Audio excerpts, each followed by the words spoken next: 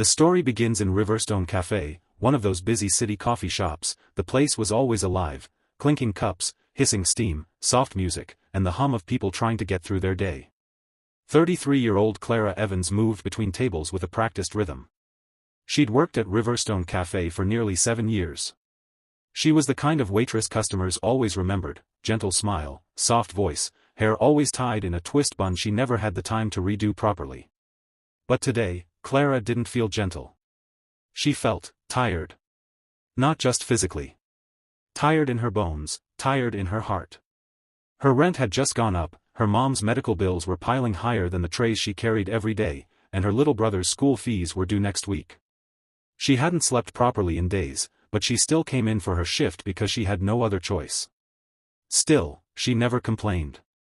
Clara just kept going. Even today, when her feet felt like they were made of stone. Around 12:40 p.m., the worst part of the lunch rush, the cafe door swung open with unnecessary force, making several customers glance up. In walked Ethan Ward. 44 years old. Founder of Ward Tech Solutions. A man whose name appeared in magazines, business articles, and motivational seminars. And a man who, right now, looked like a thunderstorm wearing a navy suit. He stepped inside like the cafe was interrupting his schedule, not the other way around. His phone was pressed to his ear, and every sentence came out like a command. "I don't care if the acquisition is risky, just do what I said," his voice boomed, sharp enough to derail Clara's train of thought. He didn't lower his voice. He didn't notice the startled barista. He didn't acknowledge the people he shoved past. The man was a force of annoyance wrapped in wealth. Clara sighed as she picked up 2 plates from the counter. She'd met his type 100 times: entitled, impatient. Convinced the world should rearrange itself to meet their needs. Still, a customer was a customer. So she reminded herself to breathe and stay calm. But her calm didn't last long.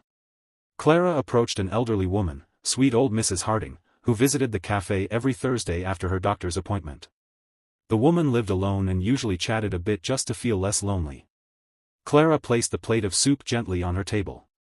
But before she could even say, "Here you go, ma'am," a sharp snap cut through the air. Snap. Snap. Fingers. Someone was snapping their fingers at her. At her. Clara froze. She turned, and there he was. Ethan Ward. Standing near a booth, eyebrows raised, impatience practically radiating from him. "You," he said, tapping the table with his knuckles. "I've been waiting." Clara blinked, stunned. She had 2 plates in her hands, a crowded cafe, an elderly customer waiting for her help, and this man was snapping his fingers like she was some lifeless machine. One of Clara's biggest pet peeves was being treated like she wasn't human. Like she didn't matter. "Sir," she said firmly, still holding the plates, "please give me a moment. I'm serving someone right now." But Ethan scoffed. "Unbelievable," he muttered loudly, as if the whole cafe needed to know his displeasure. "This is exactly why I hate small places." Small places? Clara bit her tongue. She turned back to Mrs. Harding and set the soup down with her usual warm smile. "Let me know if you need anything else." Then she walked to the billionaire's table. "Don't talk to me like that again." Clara stood at his booth, notepad in hand, spine straight. "What can I get you?" she asked, keeping her tone steady even though her jaw was clenched. Ethan looked up from his phone, annoyance still etched across his face. "For starters," he said, "I'd appreciate faster service. And don't walk away while I'm talking to you." That was it. The comment that snapped the last thread of patience Clara had. She looked him straight in the eye, something she rarely did with rude customers, and spoke with the quietest but strongest voice she'd ever used. "Sir, don't talk to me like that again." The cafe fell silent in an instant. Even the espresso machine seemed to stop mid-steam. Ethan's eyebrows shot up, shocked that anyone, especially a waitress, had spoken to him like that. Clara didn't raise her voice. She didn't insult him. She didn't threaten him. She simply set a boundary. But that boundary held years of swallowed frustration, long shifts, disrespect, exhaustion, and quiet tears in break rooms. Her heart pounded. Her hands trembled slightly. But she didn't take her words back. For once, she stood up for herself. Ethan stared at her with an expression she couldn't read, surprise, irritation, maybe something else. Clara exhaled softly. I can take your order, she added, but I won't be spoken to like that. Not today. Several customers nodded quietly. Someone even whispered, good for her. Ethan blinked, taken aback. The entire cafe was watching him, and he seemed to realize it. His posture shifted, shoulders lowering just slightly. Finally, he said something no one expected. You're right. Clara almost didn't hear him. I'm sorry, Ethan added, voice lower. That was out of line. His apology was stiff, awkward, clearly not something he was used to giving. But it was real. Clara nodded once. Thank you. Now, what would you like to order? Ethan looked at the menu for the first time, like he'd forgotten it existed. What do you recommend? He asked. Clara's face softened, just a little. Most customers never asked her that question. The grilled chicken panini is really good today, she said. And the tomato basil soup. He closed the menu. Fine. I'll take that. As Clara walked away, Ethan watched her, the tired determination in her steps, the way she checked on people with genuine care. And for the first time all day, the phone in his hand didn't feel quite as important. As he waited, Ethan stared at his phone screen. There were 12 messages from executives. 4 missed calls from the company's chief financial officer. And 1 urgent notification from the board. Final decision needed today, employee cuts required before deal. His stomach tightened. If he signed the deal today, 2 of his major departments would shut down, putting hundreds of employees out of work. Employees he had never met. People with families. People like the woman who had just stood up to him. Ethan had told himself for years that business was numbers, logic, strategy. But suddenly, sitting in this crowded cafe full of everyday people, the numbers felt different. He felt different. And that scared him more than he expected. Ethan stared at the screen of his phone as though it had personally betrayed him. Department shutdowns. Mandatory cuts. Signed today. His pulse beat in his ears. He wasn't just stressed, he was drowning in expectations. For the last 10 years, Ethan Ward had been praised as the business visionary, the man who turned a tiny software idea into a technology empire. But somewhere along the climb, he'd hardened into someone he barely recognized. He'd stopped seeing the people behind the numbers. He'd stopped caring. And it took a tired waitress snapping back at him to make him realize it. Clara returned to the table with his meal, warm soup, a perfect panini, and a glass of ice water that she hadn't charged him for, though she didn't say so. She placed the plate gently in front of him. Here you go, sir. Ethan looked up. She still had that tired shadow in her eyes, but there was dignity there, the kind that life couldn't crush. Thank you, he said, sincerely this time. Clara nodded, not expecting anything more, and began to turn away. Wait, he blurted. She paused, surprised. Ethan cleared his throat. Would you sit for a moment? She blinked. I'm still working, sir. Oh, right. Of course. His awkwardness made her smile a little. She was about to walk away when she noticed the look on his face, not rude, not arrogant, but lost. It was the same expression she'd seen on customers who had just received terrible news. So she hesitated. I can spare a minute, she said softly. She slid into the booth across from him. You look like someone carrying too much. For a moment, Ethan didn't speak. The cafe noise continued around them, grinders whirring, cups clinking, soft music humming, but their little corner felt strangely quiet. Finally, Ethan exhaled and said, You don't know me, but I'm in the middle of making a decision that might affect a lot of lives. Hundreds. Clara watched him carefully. She didn't pry. She didn't interrupt. She simply listened, something most people didn't do for him. My board wants to merge with another company, he continued. But if I sign the deal today, 2 of my departments will shut down.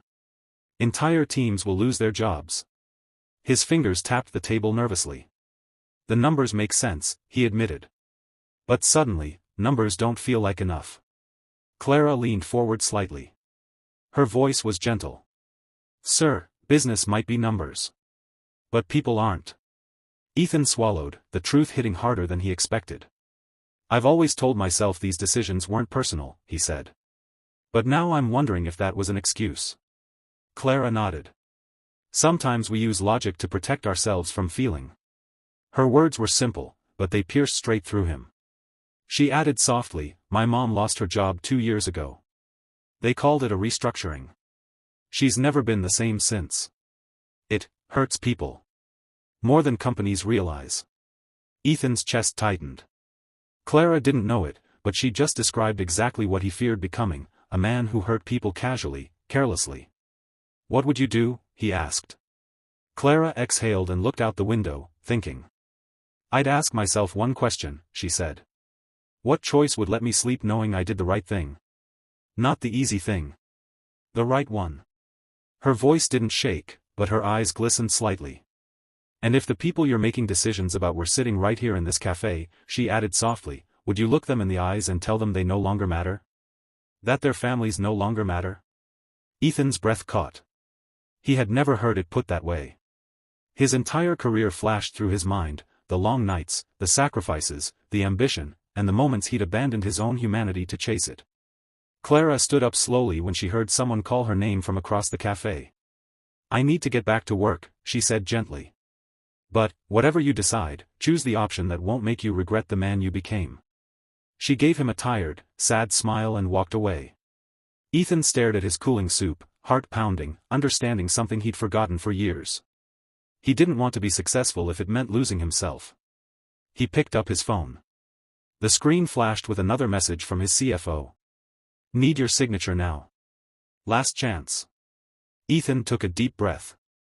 Then, with steady fingers, he dialed his chief of operations. Cancel the merger, he said. There was a long silence on the other end. Sir? Do you want to reconsider? The financial. I said cancel it, Ethan repeated, calmer this time. We're keeping every department open. Instead, I want a full report on operational inefficiencies, and we'll restructure internally without firing anyone. But the board? I'll handle the board, Ethan said. Prepare a meeting. And make sure every employee knows their job is safe. When he hung up, it felt as if a weight had lifted, a massive one. Clara passed by again, carrying a tray, and he caught her eye. It's done, he said quietly. She paused. What's done?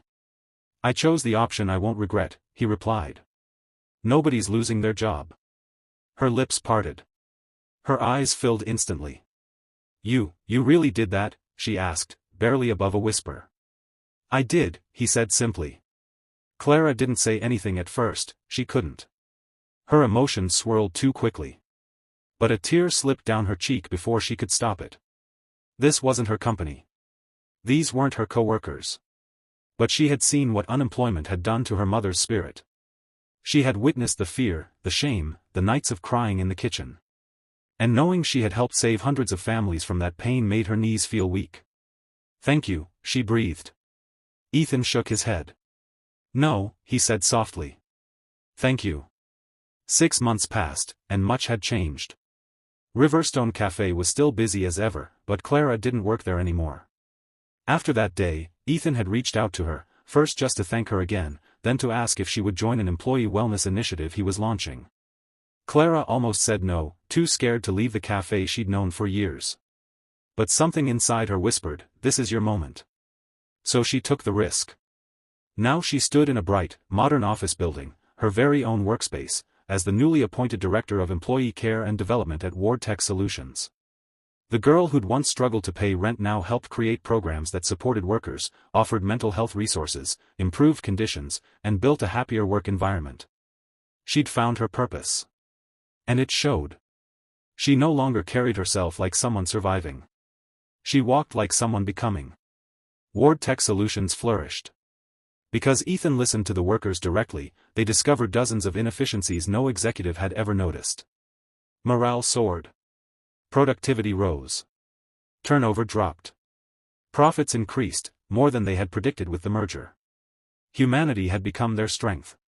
One evening, Clara stood beside Ethan in a conference room as they reviewed the quarterly reports. Hard to believe, Ethan said quietly. That all this started because you told me not to talk to you like that. Clara smiled softly. That wasn't courage, she said. That was exhaustion. Ethan laughed, a real laugh, the kind he didn't make much before. Well, he replied, whatever it was, it woke me up. They walked to the window overlooking the bustling city. People think leadership is about power, Ethan said. But it's really about responsibility. About remembering that every decision affects a life. Clara nodded. And remembering that people matter. Silence settled between them, warm, reflective. You know, Ethan said slowly, my mother would have liked you. She always said success means nothing if you forget compassion. Clara looked at him with a soft smile. She raised a good son, she said. You just needed a reminder. Ethan looked out at the glowing skyline, traffic lights, tall buildings, the pulse of the city, and felt something he hadn't felt in a long time. Peace. Sometimes the biggest transformations begin in the smallest places. A busy café, a crowded lunch rush, a tired waitress, a rude customer. And a moment of unexpected courage. Clara learned she had a voice. Ethan learned he still had a heart. And a single honest sentence. Don't talk to me like that again, had changed the course of hundreds of lives.